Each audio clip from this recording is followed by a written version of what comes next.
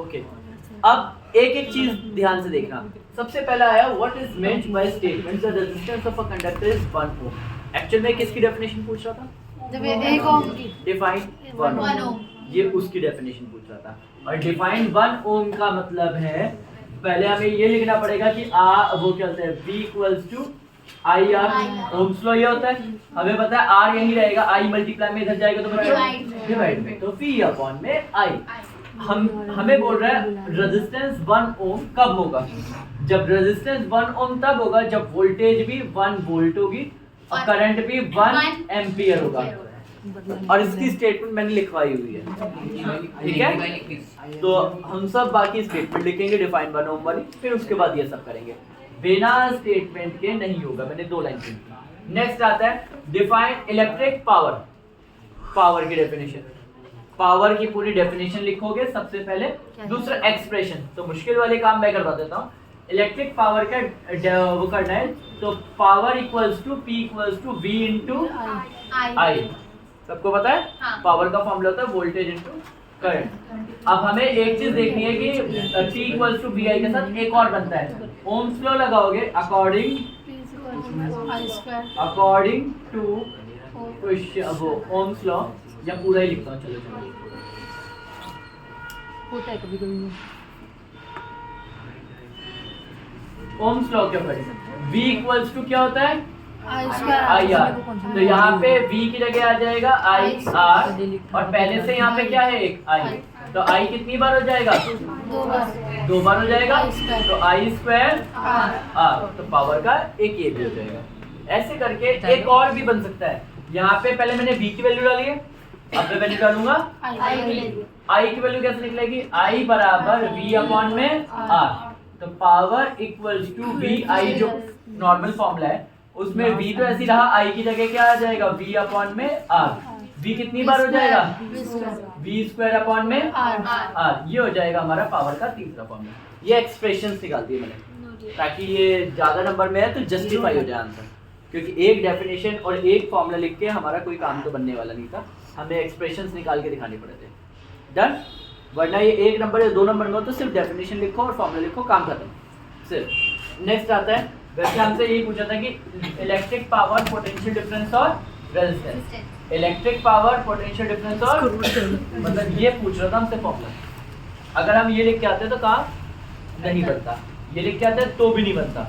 उसने बोला electric power, potential difference और resistance. Electric power potential, V होता है पोटेंशियल डिफरेंस, और R का मतलब रेजिस्टेंस। नेक्स्ट आता है कितने ऐसे 132 के कितने रेजिस्टेंस को पैरेलल में लगाओ कि उसका करंट 5 एम्पीयर 220 वोल्ट लाइन में सेट हो जाए। तो हम पहले ओम्स लगाते हैं, V to I R. Voltage कितना है? 220 वोल्ट। आई है हमारे पास कितना? 5, और आर निकालना है। 5 मल्टीप्लाई में इधर गया तो डिवाइड में, तो 5 4 जा 5 कितने जा 4 जा, तो रेजिस्टेंस आ गया कितना? 44। ये 44 टोटल है, यानी कि जो पूरा कंबाइन करके आया होगा वो 44 का है, मगर जोड़े तो कितने का है? 132। 132 के कितने साल लगाए होंगे ये नहीं पता, तो कंफर्म है उसने कैसे लगाया होगा, क्योंकि जब दिया हुआ रेजिस्टेंस ज्यादा हो और हमारे आंसर में कम हो तो समझ जाओ वो कैसे लगे, पैरेलल। अगर ये ना भी बताता तो भी मैं पैरेलल में लगाता। पैरेलल का मतलब है ये सारे के सारे कुछ इस तरीके से लगे होंगे। इनका टोटल आंसर होगा 1 अपॉन में RP इक्वल्स टू 1 अपॉन में R1 प्लस 1 अपॉन में R2, और हमें तो पता नहीं है तो कितने n अपॉन में RN, जितनी गिनती होगी एक तो एक, यानी कि 1 अपॉन में RN। तो सबको जोड़ा 101 अपॉन में 132, ऐसे 1 अपॉन में 132, और ऐसे करते करते करते n टाइम्स है ना। तो टोटल जोड़ोगे तो ऊपर n आएगा और नीचे क्या आएगा? 132, क्योंकि ऊपर तो जितनी गिनती होगी वो n होगी, नीचे एलसीएम में 132 सेम रहेगा। ये 1 अपॉन में RP, इसको पलटोगे तो RP की वैल्यू कितनी आ जाएगी? 132 ऊपर चल जाएगा और n का चल जाएगा। ये टोटल है हमारा आंसर, और हमने दूसरे वाले से टोटल निकाला वो कितना है? 44। तो हमने इसको यहाँ रखा 132 अपॉन में n बराबर 44। n ऊपर चले गया, 132 यही रहा, 44 कहाँ आ गया? नीचे। 4 1 जा 4 3 जा 4 3 जा 11 1 जा 11 3 जा। तो कितने रेजिस्टेंस है? 3 रेजिस्टेंस को 132 के 3 रेजिस्टेंस पैरेलल में लगाए जाए तो उसका आंसर आता है 44, जिसके 5 एम्पियर और 220 वोल्ट लाइन पे ऑपरेट किया जा सकता है। Next mathematical expression for Joule's law. पहले जूल्स लॉ को डिफाइन करो। जूल्स लॉ क्या होता है? Heat is directly proportional to square of current. दूसरा, heat is directly proportional to the resistance of a time. तीसरा, लास्ट में, heat is directly proportional for the time for which the current flow through the circuit. ये पूरी statement याद रखनी चाहिए, नहीं होगी तो मैं कुछ नहीं कर सकता। स्टेटमेंट्स हैं पहले। बहुत लोग लगता है सिर्फ न्यूमेरिकल है, नहीं, स्टेटमेंट्स है देन न्यूमेरिकल है। तो ये स्टेटमेंट लिखोगे आ जाएगा। इन तीनों को कंबाइन करोगे तो H equal to I square R D हो गया आंसर, एक्सप्रेशन हो गया। Next, heat generated while transferring 96,000 coulomb charge in potential in 2 hours through a potential difference of 240।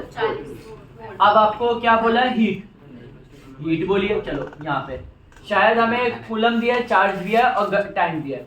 Charge को टाइम से डिपेंड करूँ तो करंट आता है Q बाय में T। किसका फॉर्मूला होता है? I का। तो Q आपको 96,000 दिया है और टाइम 2 घंटे है। घंटे को सेकंड में बदलना पड़ेगा। 2 इंटू 3600। 1 घंटे में कितने सेकंड होते हैं? 3600। मल्टीप्लाई वो काट पीट लोगे, बहुत सिंपल आंसर आ जाएगा। आई आ गया। पोटेंशियल डिफरेंस V तुम्हें दे दिया, कितना दिया? 40 वोल्ट। ठीक है, अब हमें ये पता है कि 40 वोल्ट है और ये करंट दे रखा है, ये I दे रखा है। V और I से क्या निकाल दिया? V equals to I R।